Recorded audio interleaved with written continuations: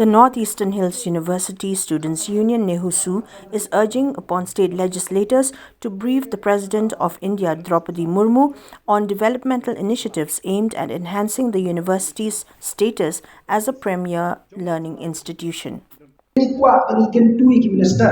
Jong kari kejongi bakin address ki issue baper hakaliak jong ke education kamtam hakbade bat ke education hanihu namar pinda pek bah hanihu pindalet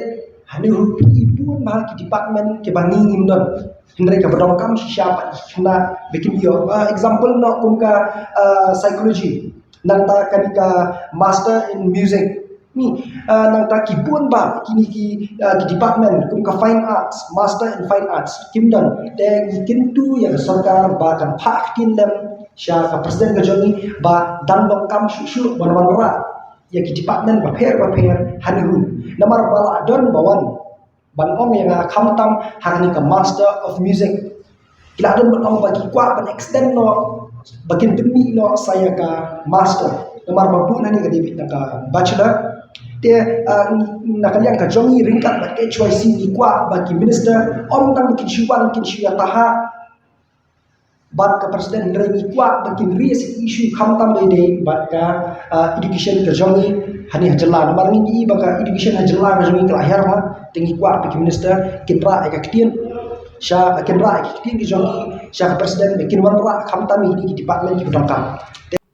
Simultaneously, the General Secretary of the Nyotreb Youth Council, M. Langsawian, and NEHUSU members have decided to cancel their planned agitation starting from January 15, 2024, following the Meghalaya Chief Minister's announcement of the release of the second installment of student scholarships. This amounts to approximately Rs 41 crores allocated by the central government through the Ministry of Tribal Affairs to the state government. The organizations have set a 2-week deadline for the Meghalaya government to disburse the scholarship funds to deserving students statewide.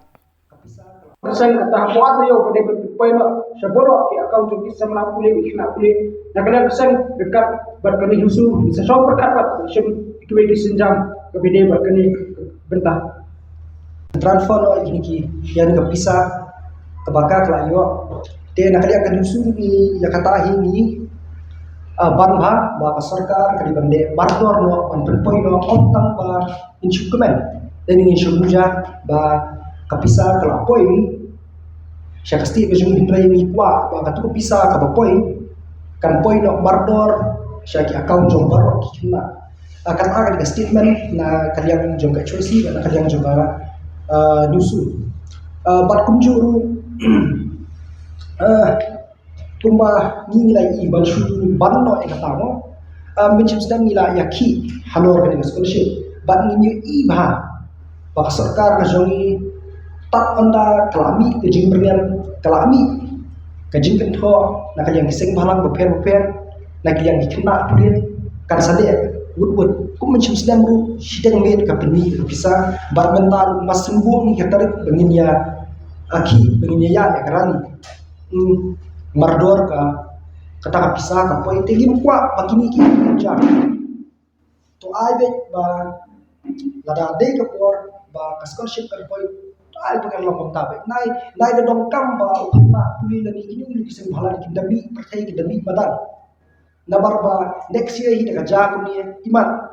nakaliang ka jongi keseng nakaliang jong kanusu ba nakaliang kiseng bhala per ngim dong kam shu ban yawan press conference kunia imat insyumi do hamadan stang na katai bat kani ketika ka future in future bangi kwa bak sarkar kam de than ban ap hadu bangi de bernyam nakaliang iseng badang nakaliang union do ai bakin pindah ke kamaram